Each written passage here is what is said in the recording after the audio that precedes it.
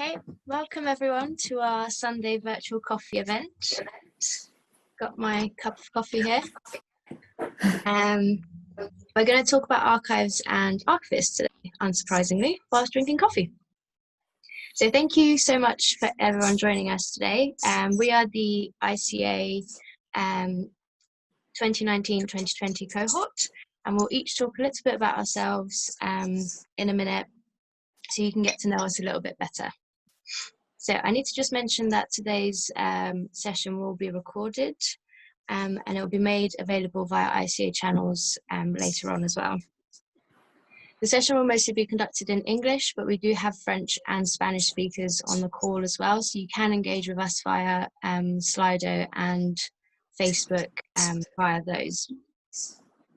Okay, so I'm just going to pass you on to Angela for some important announcements first. Thanks, Laura. Hi, everyone. My name's Angela, and I just want to say a few words before we get going. I'm joining you all from Canberra in Australia, where it's 8 p.m. Got my hot chocolate. And in Australia, often before an event or a formal get-together, we will acknowledge the traditional owners of the land that we're on. So I know we're all spread around the globe tonight, or this morning, or today, but I just wanted to acknowledge the traditional owners of the land that I'm sitting on, the Ngunnawal and Ngambri people, and pay my respects to the elders past and present, and to the ongoing connection that they have to the land that was stolen from them more than 200 years ago. I also want to acknowledge any Indigenous people that we have here with us today on the call. In light of the last few weeks of protests around the world after the killing of George Floyd, I also think it would be remiss of us not to acknowledge our roles as archivists in this moment. I'm sure we might speak about this more later on, but as a group, we just wanted to acknowledge that archives are an inherently colonial system, and that we recognise that the jobs we have and the salaries we earn wouldn't exist without the cultural theft, colonial violence, and the silencing of marginalised voices. Archives and the silences they perpetuate can be incredibly violent spaces. And this same violence has led to ongoing systemic racism, climate change, environmental degradation, social and financial poverty, human rights violations, and a loss of global cultural identities.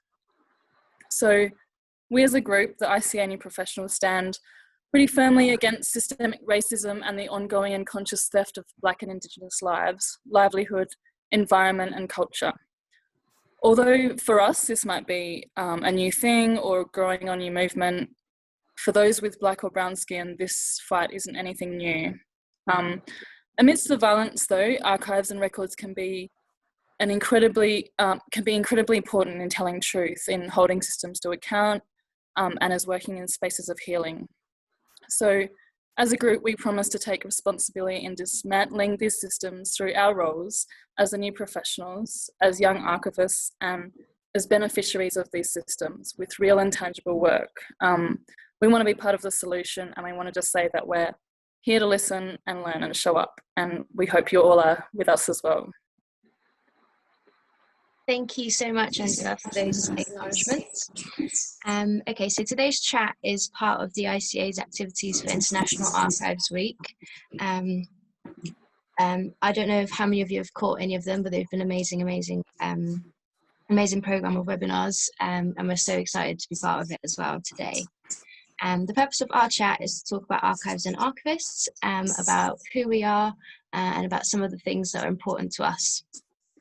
It's also about getting your ideas as well, so we do hope that you can engage with us over Facebook and Slido. Yep, so we've prepared some questions to talk through during our introductions, and we've also got a bit of an idea about what you would like to hear us talk about during the last week over social media, so thank you for engaging with us through that. The format of today's session is hopefully quite simple. The first part will include our individual introductions, along with some interaction via Slido, which we'll explain in a minute. And the second part will be more of a discussion where we'll act as a panel, answering some of the questions we received during the week, and also questions that you can ask via Slido throughout the entire event. So do have a look at that. If we don't have time to answer your questions today during the session, we will answer them over social media, so just keep an eye out on those as well. Okay, so I'll pass you along to Priyanka, who will explain Slido and the first part of the session. Thank you, Laura. Hello, everyone. Thank you for being here. I am Priyanka, and I will talk to you through Slido.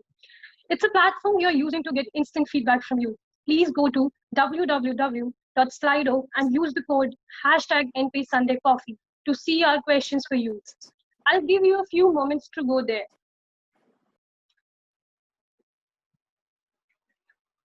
So if you go to the platform now, you'll see a poll asking you which country you are watching us from.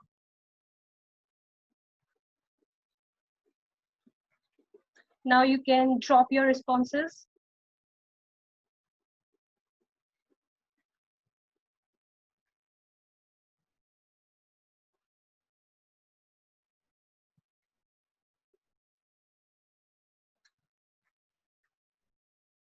It's so nice to see have so many contributions represented. Thank you and welcome everyone. We are also on Twitter and Facebook during the event, so please feel free to share thoughts there too.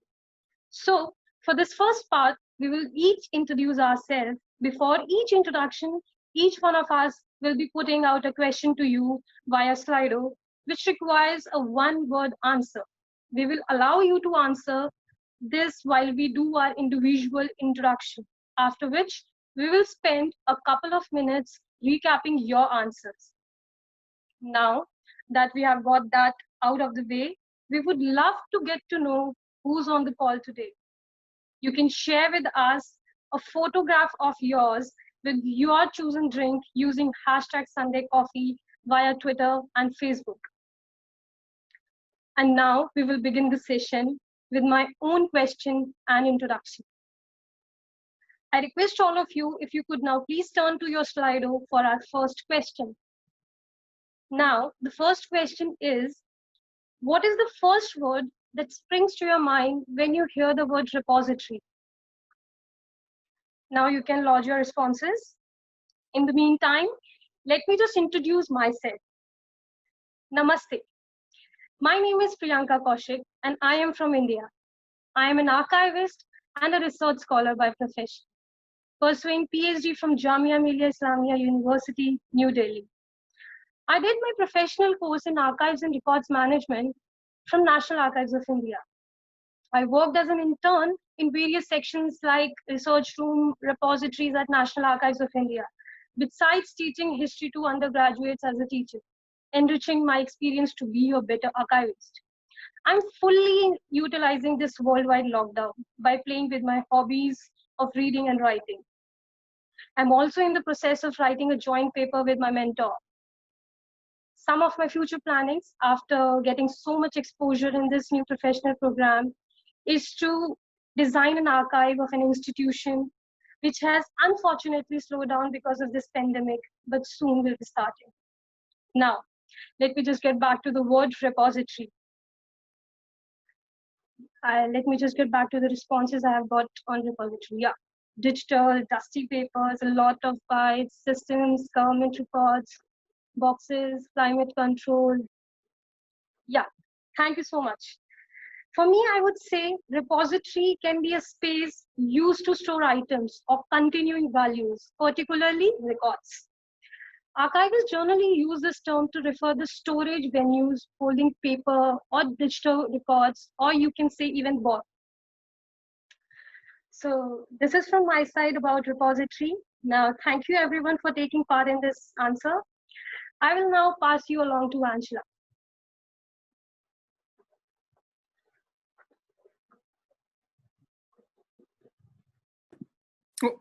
I just unmuted myself, sorry. Hi everybody, thank you Priyanka. The next question on your Slido should be, what do you think of when you hear the word evidence? So I'll give you a few, half a minute or so to put your word in. And in the meantime, I'll introduce myself. So my name is Angela and I am a Thai Australian woman living in Canberra, Australia. I've got a background in music and media, but am now a manuscripts archivist at the Australian Institute of Aboriginal and Torres Strait Islander Studies, or IATSIS, which is the national archive specifically for Aboriginal and Torres Strait Island material. This is my first job as an archivist, and to be honest, quite a dream job for me as well. I'm really interested in Indigenous and diaspora culture in Australia and globally, really, and the intersection of archives and identity, memory and social health. It's a real pleasure to be part of this new professionals group, and I think that it's really important that archivists, especially young or new archivists globally, form a community of practice and keep in touch with each other, because I really think collaboration is the future of this profession. So hopefully we can keep these kinds of things up. So now we'll just go to, hopefully you've had enough time to put your answers in. Ooh, many. Laura Miller, she does write about evidence a lot. That's great. The nearest thing we have to traveling back in time and being there. Wow, so many things. Interoperability, proof, truth, historical value to be proved, law. So yeah, citizenship rights, nice. So I think evidence has definitely has a, like, to me, some on the surface to me has an institutionally legal connotation, but I think sometimes I forget that evidence is something that we use every day in our everyday decisions. When we're going to the shops, you know, what do we feel like for dinner? We rely on evidence and the world around us to give us evidence to make decisions. And so thinking about archives in that way has been something that I've been trying to think of a lot, instead of really a technical view of evidence, I guess. Cool. Thank you, Anshla. Thank you for your answers. Forget if you'd like to go next. Oh, thank you, Priyanka. Thank you, everyone. I am glad to be here. The next question on our slider is, what do you think of when you hear the word records? So I'll just take the cue from the two last presenters. I'll give you time to type in your answers. And as you do that, I shall be introducing myself, talk a little bit about who I am. Well, my name is Forget, like Priyanka said, Chaterera-Zambuko, those are my two names. I'm a lecturer by profession, and I am generally passionate about researching in records and archives management. I'm also a research fellow at the University of South Africa, but I'm based in Zimbabwe. My research interests are in the areas of records management using emerging technologies like blockchain, artificial intelligence, and even robotics. I would really want to see how we as records managers and archivists can tap in technology and improve our profession here. And talking to records and archives management. I'm celebrating the International Archives Week in style for the first time. I have to confess that I have never used the slider, and it's quite interesting to have people here. So I hope that apart from just celebrating the International Archives Week, we are going to keep on, coming together and engaging in such discussions for the growth of our profession. I think it would be very rich and it would contribute much. Are the polls ended, Priyanka? Oh yeah, here are the responses. Wow, this is quite interesting. You've really educated me much on what a record is. The answers I have on the word cloud here are projects, archives, documents, evidence, paper, people. Oh my God, there's so much trauma, assets, files, disposal, business continuity. Wow, there's also passports. Yes, I'm sure that person was giving an example of a record, so to say, retention, rights, hybridity. Oh my God. You guys are just amazing. I think I'm gonna write an article out of these responses because they really review a lot in terms of what a record is and can be done justice to recapping your class. It was quite interesting. Come down here.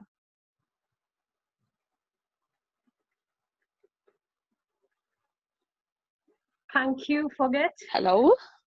Yeah. Thank you, Forget. Even after having a bad internet, as we all can see, we are so happy that you are here. We connected with us. Thank you so much, Forget. And thank you so much, everyone, for your answers. Maria, if you'd like to go next.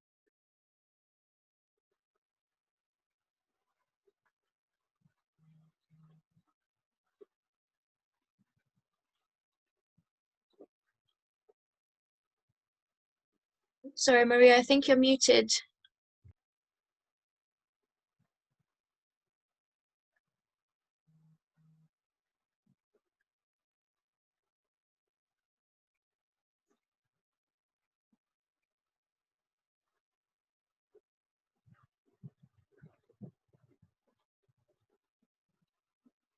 Now, can you hear me? Great, thank you so much. So, for me, my word is, what is the first word that springs to mind when you hear the word history? We will take some time to get into the Slido, and in the meantime, I'm introducing myself. So, I'm Maria. I'm currently joining you from Rhodes Island from Greece. I'm from Greece. However, the last 5 years, I have been working and living outside my homeland. I'm currently working in Egypt at the American University in Cairo. Growing up in a multiculturalist environment like the touristic island of Rhodes, I love engaging with people across the globe. Although I found myself very happy in international settings, I was never a good learner of foreign languages. I started learning English well when I was 26 years old. However, this was not an obstacle for pursuing my goal and working as an archivist and historian wherever in the world. Building bridges between archives and ordinary people is one of the fields that I would like to work more.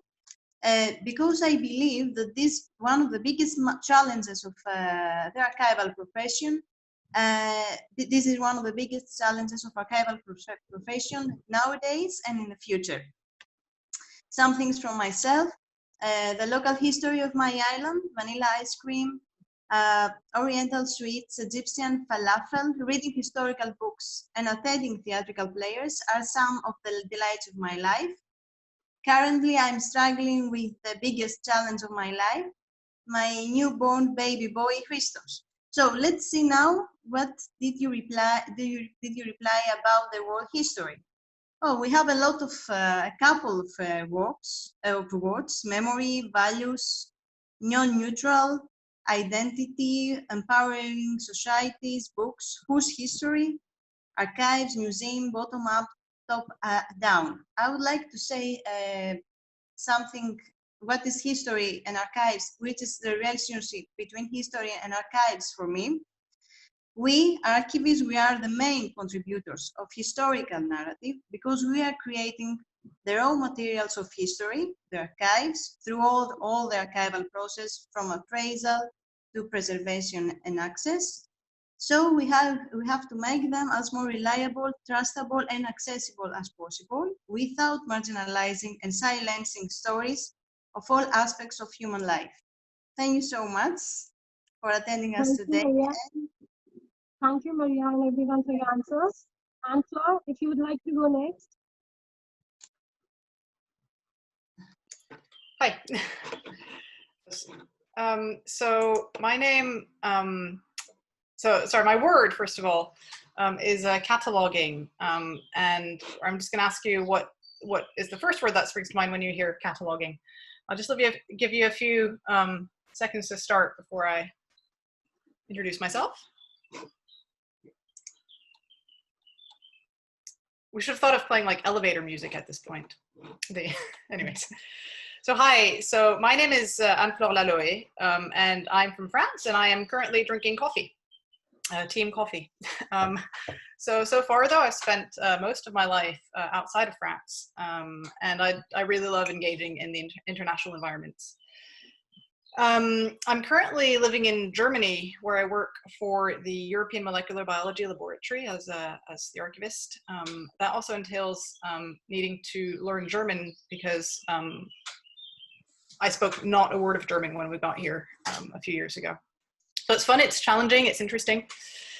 At large, I'm interested in how we as individuals, as societies, as communities decide that things that we know are knowledge, and then how can we tell other people about that, and how that knowledge can end up traveling through both time and space. And I think that's really my main interest in archives. I love reading, both fiction and nonfiction. I'm currently reading a really interesting book about record keeping in Syria, and that's really fantastic. Highly recommended. I just finished reading a book about time and one about the Northeast Passage, which really makes me want to move to northern Russia. And the last fiction book I read was a Jurassic Park. I literally could not put it down and did nothing but read about dinosaurs for about 2 days. And just something completely random about me is that I really hate oranges. I dislike them with a passion. So there you go. So let's go see what people have said about cataloging. Wow, excellent. I'm really happy to see so many answers. Information management, yes, of course. Cataloging is a great way that we have of making our documents accessible. Helps discoverability, data management, and documentation. I'm glad to see the word bias there, because I think much like the word history, it's earlier, history non-neutral. The way that we organize things is of course biased by many things that come into our institutions. Underfunded, yes. Tiresome. Someone out there does not like cataloging, which is fine, obviously. Let us know in the chat what you do like about archiving. Categories, of course, we make categories of information. Siloed is also a good one. It does everything that we organize in specific ways does create silos. I think it's one of our great challenges will be to make bridges between these silos as archivists to make things accessible. So great, thank you everyone for those fantastic words. Thank you, Anne-Flore, and everyone for your answers. Laura, if you'd like to go next. Hello again. Thanks, Priyanka. So my question word thing is, what do you think of when you hear the word community? So like everyone else, I'm going to give you a few seconds to start, but hopefully you're well versed in the world of Slido by now. So yeah, I'll just introduce myself while you put up some words for that. As it's been mentioned, I'm Laura. I'm originally from Romania, but I now live in the UK. Whilst I was in Romania, I attended an arts primary school, which where I was taught a lot about music, and I learned how to play the piano. And that has sort of left me with a deep love for music. Although I've kind of moved away from, well, quite far away from the classical style and music that I was taught there. And also the performative side of it, I don't actually play anything anymore. But it has left me with a life of spending all my money and time at concerts and music festivals, which has been really fun. And, you know, I think I've definitely integrated into that British festival lifestyle quite well. But I never sort of strayed too far away from my Romanian roots, and communities like the Romanian community in the UK have been really important support systems for me living here. Communities, and especially marginalised ones, as a result of all that, I guess, form a really important professional interest for me now. So with that in mind, let's have a look at what community means for you. Wow, so many different ideas. I don't think any of these are the same, which is great. Yeah, I'm seeing lots of different types of communities, which is good. That's an important thing to recognise. Communities can come in all shapes. and it's important to recognise them all. And as archivists, I think what we can do best is support our communities. It's not about taking records away from people, it's about offering our expertise for them to to keep good records and learn from them.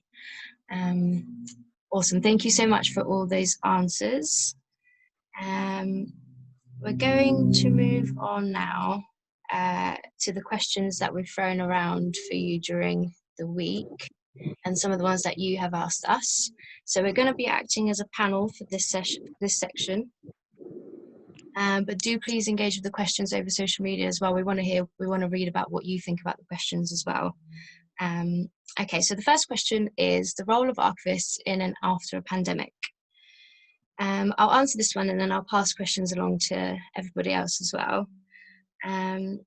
So for me, the role of the archivist is a supportive one. I think we need to understand what our communities need and how we can meet them and what kind of services we can provide for them in such times to keep them engaged and informed. I actually just recently listened to a podcast that our ICA Secretary General did with the Scottish Council on Archives. And she spoke a lot about our role being a background one and collecting and documenting our government's response to this and making sure that that information is preserved in perpetuity and people can learn from it. And if we're working within private companies, then documenting what that private company's response and involvement in the pandemic was. She also mentioned using these situations to enforce the importance of our profession. Society needs us to collect these things. And I thought that was really, really interesting. So she articulates it a lot better. So I'd recommend listening to that if you can. Does anyone else have anything to add to that? Or should I move on to the next question? Yeah, I would like to answer this question. Yeah, go for it. Thank you, Laura. I think our responsibility as an archivist remains the same no matter what, whether it's a pandemic or not. Like, we are always working as a warrior for our archives. We actually need to collate, edit, or like preserve the knowledge being shared by our experts through these webinars and share them online through e-journals, books, likewise. So whatever it is, the role of an archivist always remains the same.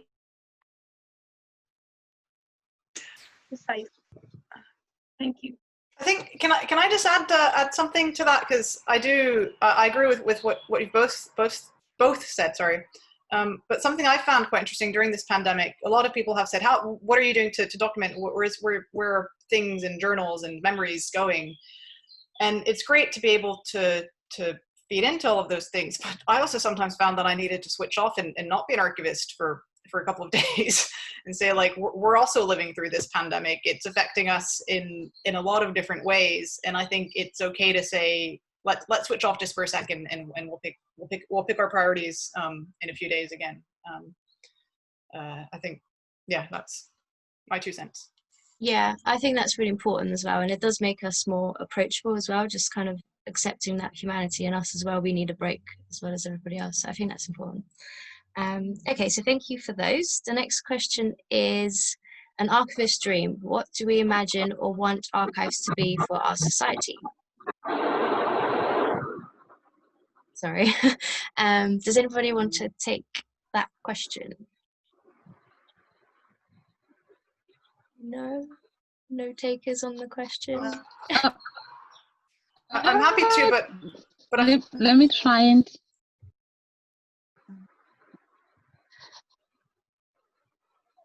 Okay, can I go? Yeah, please. Can you hear me? Okay. Yeah, all right, that's fine. As an archivist, my dream is to be given, the attention that we deserve. The little research that I have done have showed me that when people look at archivists and the job they do, they don't really see them as important, have a direct link to the economies of a country, the politics of a country, something like that. So I dream an archivist who is powerful, because I cannot think of anything in this world that can be done or achieved without making reference to some sort of information. And we know that for information to be properly managed in every organization or any type of setting you can think of, you need an archivist, you need a records manager to be doing that. So my dream for an archivist is that we become a recognized profession, because that is what we deserve.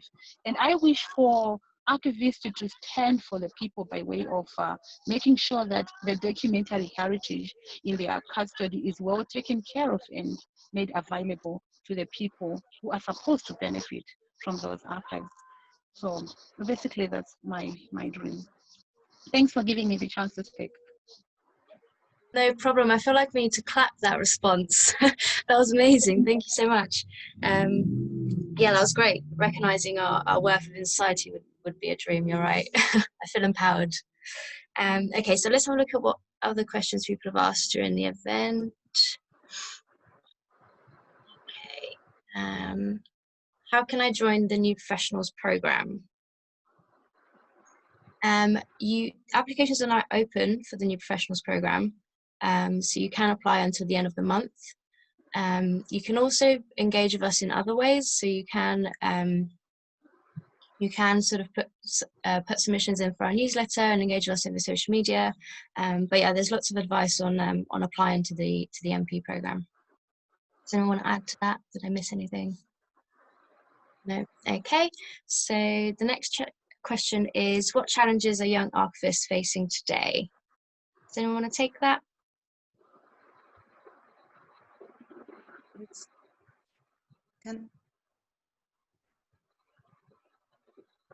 Anne-Flore, would you like to answer this question? Yeah, I'm just trying to think about my answer to that.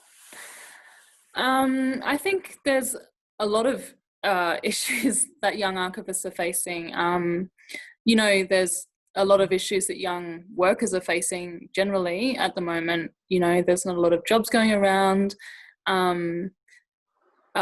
We're all, you know, overqualified, and it's getting harder and harder to get permanent jobs. I'm speaking from an Australian or, you know, Western perspective here. So there's that, but also just, I mean, there's so much going on, the amount of digital media that's coming in. We're having to learn a lot of things, I think, really, really quickly. And that takes a lot of collaboration, and not just collaboration with each other as archivists, but collaboration with the tech world, our IT counterparts and our IT colleagues, which I'm learning very quickly how to do well, is to collaborate with my IT colleagues. And just things are happening so fast, I think, and just being aware of our power as archivists, and, you know, the fact that things are starting to change, and, you know, the profession is becoming a bit self-aware of its own power and its own role in white supremacy and colonialism, and the idea that we have to be really active in doing something about that, and co-designing and collaborating, and basically, you know, building these things up from the ground is something that I think is really important for young archivists, and it's something that maybe archivists before us didn't really have to work towards, or maybe it wasn't seen as something in everyday archivist work. So yeah. I think that's great. Yeah. Did anybody have anything else to add? No. Move on to the next question. Where can we find the podcast referred to? It's on the Scottish Council on Archives website. I'll post a link to it on our Twitter and Facebook later. Yeah, I'll do that later. Okay, so how do we balance the different needs of being an archivist? Did somebody want to take this particularly? I'm happy. Yeah. Go, Maria. Maria, do you want to have a go? I would like to say something about this question that is also related to the challenges that the young archivists are facing today. One of the needs and challenges at the same time that we have to balance is our social responsibility and organizational or professional need that we have when we are working in a specific organization, a private or a public one. What we are doing if we want, for example, to serve the society, but at the same time, our organizational settings that do not allow us to do this. So how we can balance it, I think this is up to us. It's something very subjective, and we have to see what is our priority. Is our priority to serve our social responsibility or to serve our professional organizational responsibility? I don't know how can exactly find this balance, but this is something that is very, very much subjective to each one of us. So it's up to the archivist how can see her job as a social job for the people, for all the people, or just a job for its organization. What else we can say about the balance, the different needs? This is that I would like to say that it was more related with our challenges today. Thank you so much. So if Thanks, Maria. Yeah, I think that's really important. I think, and it is a question that we do have to ask ourselves as young archivists as well. And it's important to have a support system, and that's one of the things that I've enjoyed about the New Professionals program as well, is being able to talk to other people about things that we're sort of all experiencing. I think, personally, like you said, it's quite a subjective thing. Personally, I think we just need to be brave and have our priorities straight. But yeah, does anyone want to add something else to that? Or are we good? Okay. The next question is, why did you just decide to apply to the New Professionals program? Does anybody want to take that? Sure. I'll if I may. I was just really excited about the chance to kind of be pushed outside my comfort zone and have to talk at a conference, but also know that the ICA would kind of be there to have my back. And I think that's been great. I also, the chance to go to Australia was a good motivator. But no, it's mostly about networks. I like networking, or no, I like building connections with people, and that's what I saw the New Professionals program as a chance to be. So. Yeah, I think that's quite similar for me as well. And the theme of the conference was quite in keeping with what I'm interested in this year as well. So that was quite a big sell for me. Yeah, does anyone else want to add anything? Should we move on? Okay, so the next question is, how do we make sure that international connections are built into how we work? So much of the work is isolated. Anyone? Can I say something on this one, if no one else? Yeah, of course, go for it. I'll go first anyway.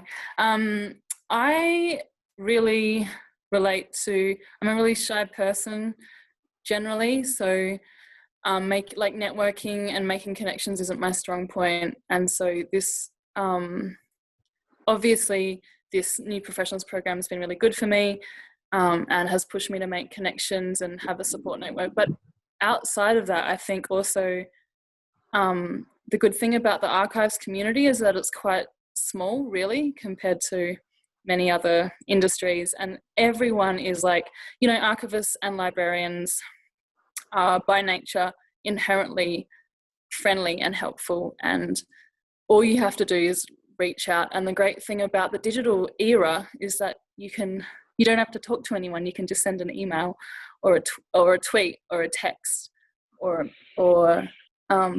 anything, it's quite easy to get in touch, and everyone I've reached out to in the archives community has responded personally and has helped me so much. So I think it's quite, I've learned through this program that everyone is quite connected and it's easy. It's not a hard thing to get into. It's not male dominated, which is, it's a very, very friendly profession. Yeah. Yeah, I think I agree with that as well. Yeah, and you're right. We don't have to actually talk to anyone nowadays, which is great. Just send people emails, stay in touch with WhatsApp. It's good. But yeah, I would agree that a lot of the work is isolated, and we do need to work better together as a global community. And I think one way is to have, we're lucky in the UK that we have a national association, and I know some countries do, but not everybody has that. So yes, it's building strong national associations, not just any national association. But anyway, did anybody want to add anything else? Yeah, just a quick one, Laura. Just a quick one on international connections and how those can be built. I think people can also take advantage and try to formalize such connections so that the collaborative works become something stronger. Institutions might consider getting into what I call memorandum of understanding, whereby maybe I can give as an example, the National Archives of the UK and the National Archives of Zimbabwe get to sign some form of an agreement on working together. And I'm sure such collaborations are happening in amongst many countries. And institutions can also think of what are called exchange programs, where you, Laura, as an archivist, you can say, I want to come to Zimbabwe and have a feel of how you do your work as archivists, and then we get to exchange. We have some of our archivists going to your place and you coming to our place. So that's another way of doing it. And of course, I think we must also make use of conferences, workshops, seminars, and these gatherings. They bring people from all sorts of countries, and there you get to meet people and you begin to work together, thus establishing international connections. So that's just something quick that I want.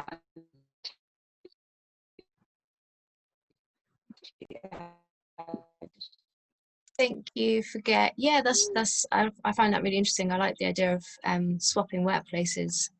It must be really valuable to be able to do that. Okay, next question. What do you think young archivists can bring to the profession?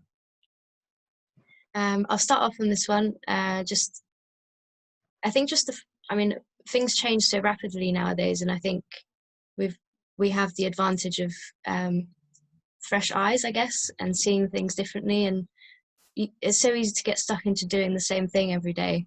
And I think it's nice to just have a different set of perspective, I guess, is what the best thing we can bring. Anyone else want to add to that? Yeah, I think exactly that. Just we're living in a different time to people even just 10 years ago. Let's bring that to what we're working in. And we have some skills, they have some skills. It's a partnership, it's a collaboration. Yeah, I like that. Maria, did you want to say something? And I would like to say that also we can bring more social responsibility, because we are still very young in the profession. We are not thinking about the problems, about things that probably the professionals that they are elder, they are facing in their daily work experience.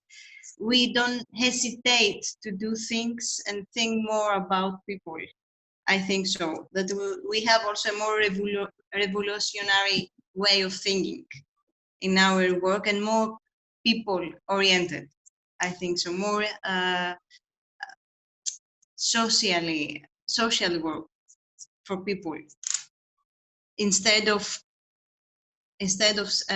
dealing just with our daily work tasks. What we are doing about the people outside of organization, what we are doing about the profession, for being more related to the people. Yeah, of course, the very good archivists of the world, they are thinking with the same way. But I mean that we are young, we don't hesitate to do things for people. We don't have, we're not thinking a lot of things. We go directly to this. So this. Yeah, I think you're right, and especially in this cohort as well, we do seem to be quite fond of our communities and working for people, which is nice. Anybody else want to add anything to that? I'll just quickly add, if I may, that I think that our generalizing here, but our generation is quite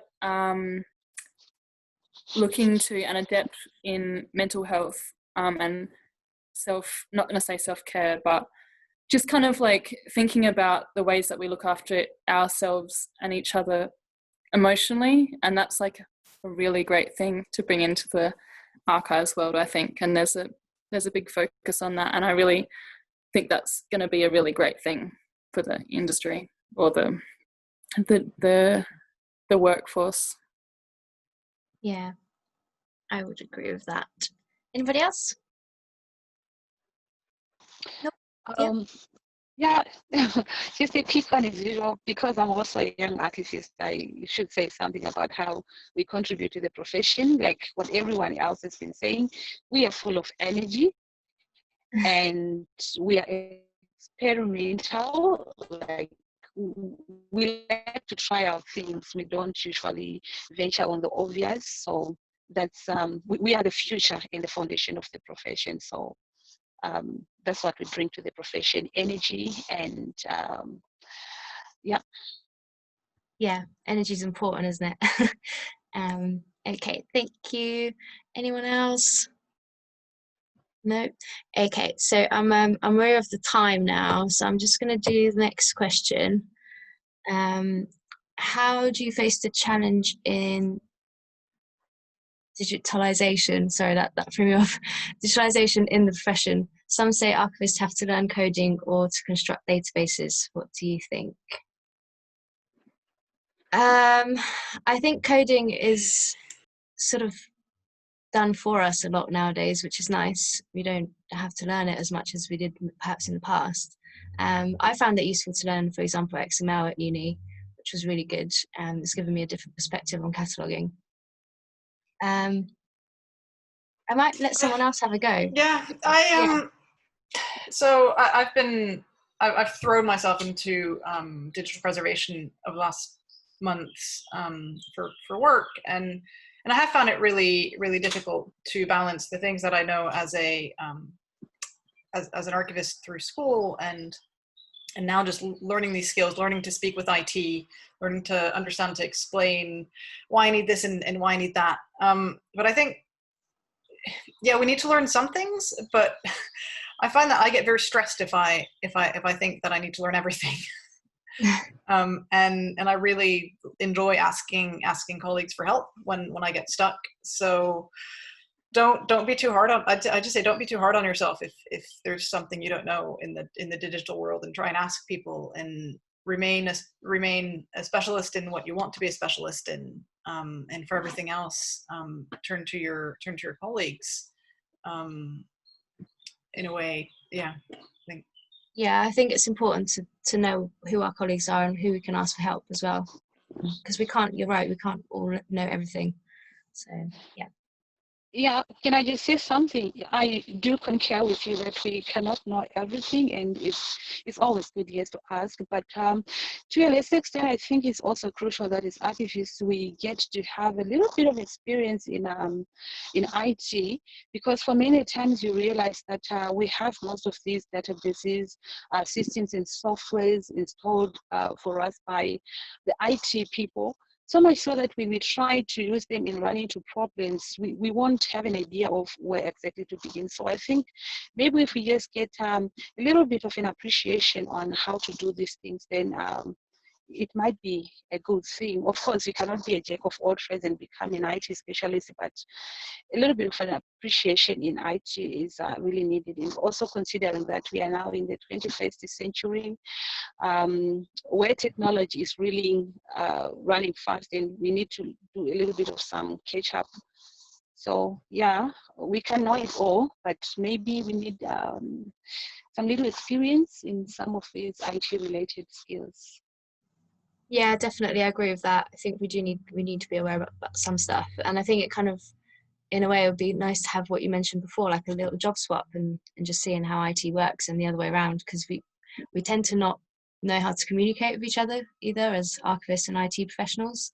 So yeah, it would be good to build some more relationships that way, through educating ourselves. Anybody else?